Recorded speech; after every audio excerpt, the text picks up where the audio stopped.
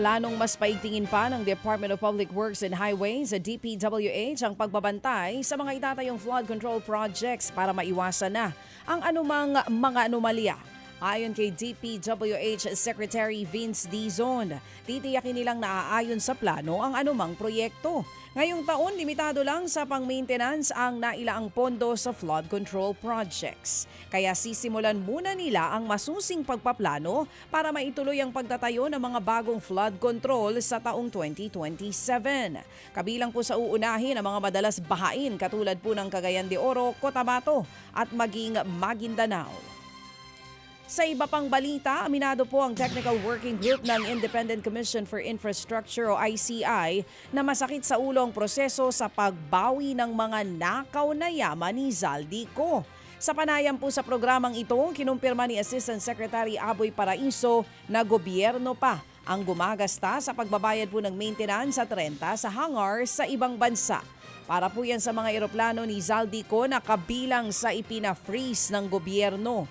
Naka-freeze na rin daw ang pera ni Zaldico sa mga bangko at hinahabol pa nilang makuha ang iba pang assets nito. Andun pa rin sila sa Malaysia at saka sa Singapore. Patuloy pa rin po tayo nagbabayad ng hangar fee at saka ng maintenance fee nila hanggat magkaroon ng forfeiture order.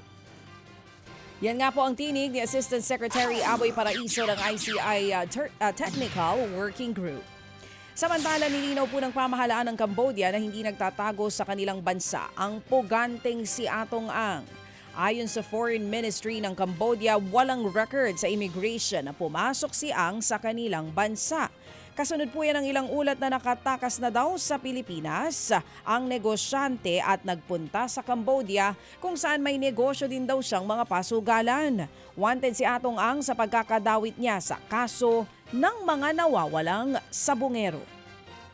Naglabas na po ng 10 milyong pisong patong sa ulo ang DILG para mahuli ang negosyante.